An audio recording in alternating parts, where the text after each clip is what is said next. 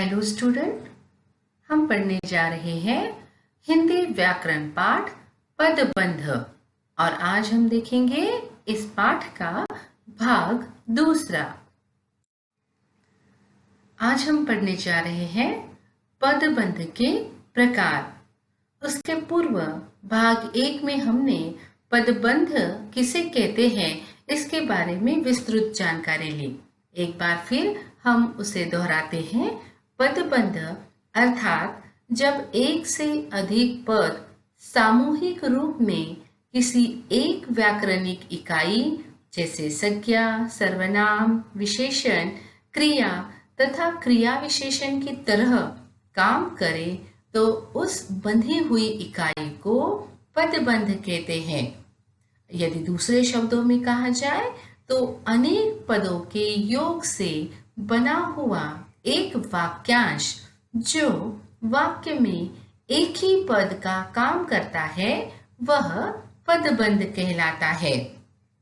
तो आज हम देखेंगे कि पदबंध के प्रकार। पदबंध के निम्न प्रकार होते हैं। पहला है संज्ञा पदबंध, दूसरा सर्वनाम पदबंध, तीसरा विशेषण पदबंध, चौथा क्रिया पदबंध और पांचवा है क्रिया विशेषण पदबंध। तो चलिए अब हम एक एक करके इन सभी प्रकारों के परिभाषा एवं उदाहरणों की चर्चा करेंगे। चलिए हम देखेंगे संज्ञा पदबंध किसे कहते हैं। वाक्य में एक से अधिक पदों का समूह जो संज्ञा का कार्य करता है उसे संज्ञा पदबंध कहते हैं। दूसरे शब्दों में पदबंध का अंतिम अथवा शीर्ष शब्द यदि संज्ञा हो और अन्य सभी पद उसी पर आश्रित हो तो वह संज्ञा पदबंध कहलाता है। चलिए अब हम देखते हैं संज्ञा पदबंध के उदाहरण। चलिए उदाहरण देखते हैं। पहला उदाहरण है लकड़ी से बनी यह अलमारी बहुत भारी है। यहाँ लकड़ी से बनी यह अलमारी ये पूरा का पूरा एक संज्ञा पदबंध है क्योंकि यहाँ पर अलमारी के बारे में बात हो रही है, इसलिए यहाँ अलमारी यह संज्ञा और उससे जुड़ा हुआ ये पूरा पद समूह कौन सा, लकड़ी से बनी यह अलमारी, ये पूरा पद समूह इस वाक्य में संज्ञा पदबंध का काम कर रहा है क्योंकि यहाँ बात हो रही है अलमारी की जो क्या है, बहुत भारी है। दूसरा उदाहरण देखते हैं। गुलाबी सूट वाली यह लड़की राधा है। यहाँ पर भी वही बात कि गुलाबी सूट वाली यह लड़की ये पूरा का पूरा यह पद समूह इस वाक्य में संज्ञा पदबंध का काम कर रहा है। ठीक उसी प्रकार बाकी सारे वाक्यों को आप देख सकते हैं। झूठ बोलने वाले लोग बेईमान होते हैं। सामने के मकान में रहने वाला लड़का चला गया। पड़ोस में रहने वाली मीरा मेरी सहेली है। परिश्रम करने वाले छात्र को सफलता अवश्य मिलती है। तो आप समझ ही गए होंगे इन उदाहरणों से कि किस तरीके से ये शब्द संज्ञा पदबंध का कार्य कर रहे हैं। सर्वनाम पदबंध। किसी वाक्य में कोई पद समूह सर्वनाम का कार्य करता है तो उसे सर्वनाम पदबंध कहते हैं। इसमें शीर्ष में सर्वनाम शब्द होता है। चलिए अब हम इस प्रकार के उदाहरण देखते हैं। ये तो हम सभी जानते हैं कि तुम, आप, वह, कुछ, मैं, ये सारे सर्वनाम सूचक शब्द हैं। परंतु इस सर्वनाम से पूर्व कुछ वाक्य, कुछ पद समूह जुड़ रहा है जो पूरा का पूरा सर्वनाम का कार्य कर रहा है वाक्य में। इसलिए ये सर्वनाम पदबंध कहलाता है। उदाहरण देखते हैं। गुलाब की तरह मुस्कुराने वाली तुम। इसलिए ये पूरा का पूरा पद समूह किस बात का उदाहरण है, किस बात का पदबंध कहलाएगा? सर्वनाम पदबंध का। तो गुलाब की तरह मुस्कुराने वाली तुम आज उदास क्यों हो? दूसरा वाक्य, बिजली सी फुर्ती दिखाकर आपने बालक को डूबने से बचा लिया। बड़ी शेखियां बघारने वाला वह आज मुंह की खाए बैठा है। तकदीर का मारा मैं कहाँ आ पहुंचा।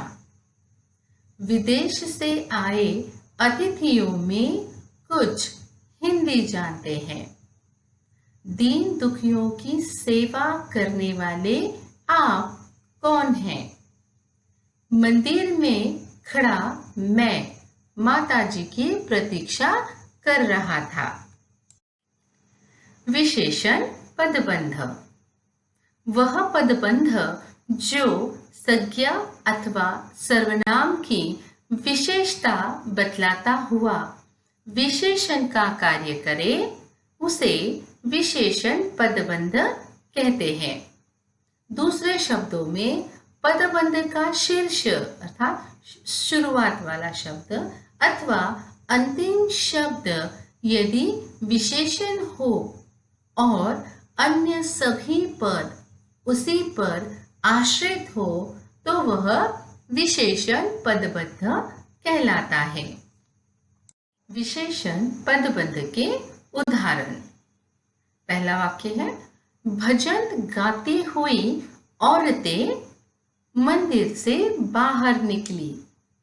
अब देखिए यहाँ औरतों के बारे में विशेष जानकारी दे रही है और कोई एक शब्द नहीं दे रहा है। तो यहाँ पद समूह भजन गाती हुई औरतें, यहाँ औरतों के बारे में ये जो विशेष जानकारी ये पद समूह दे रहा है, इसलिए यह विशेषण पदबंध का उदाहरण है। तो वाक्य फिर से देखते हैं। भजन गाती हुई औरतें मंदिर से बाहर निकली। कश्मीर से कन्याकुमारी तक भारत एक है। गुस्से से दहाड़ने वाला शेर अब शांत हो गया। सस्ता खरीदा हुआ कपड़ा अधिक नहीं चलता। पेड़ पर लगे हुए हरे पीले आम बहुत सुंदर लगते हैं। स्कूल के पीछे रहने वाला चौकीदार बीमार हो गया। क्रिया पदबंध। वह पदबंध जो अनेक क्रियापदों से मिलकर बना हो उसे क्रिया पदबंध कहते हैं। क्रिया पदबंध में मुख्य क्रिया पहले आती है, उसके बाद अन्य क्रियाएं मिलकर एक समग्र इकाई बनाती है। यही क्रिया पदबंध है।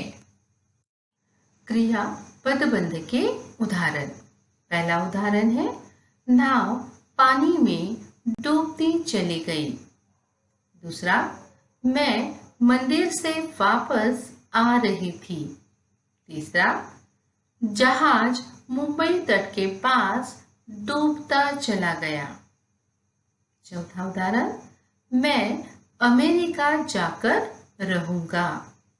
पांचवा उदाहरण, छोटे बच्चे मिलकर खेल रहे हैं। अगला उदाहरण, हमें पिताजी की बात मान लेनी चाहिए थी। अगला उदाहरण है, राधा नानी से हर बार यही कहानी सुनती रहती है। चलिए अब हम देखते हैं क्रिया विशेषण पदबंध। जो पद समूह क्रिया विशेषण का काम करता है। क्रिया विशेषण किसे कहेंगे? जो क्रिया के बारे में विशेष जानकारी देता है उसे हम क्रिया विशेषण कहते हैं। तो इस आधार पर जो पद समूह क्रिया विशेषण का काम करता है उसे क्रिया विशेषण पदबंध कहते हैं। दूसरे शब्दों में यदि कहें तो क्रिया विशेषण के स्थान पर प्रयोग होने वाले एकाधिक पदों का समूह क्रिया विशेषण पदबंध कहलाता है। जैसे सोहन बहुत धीरे धीरे बोलता है।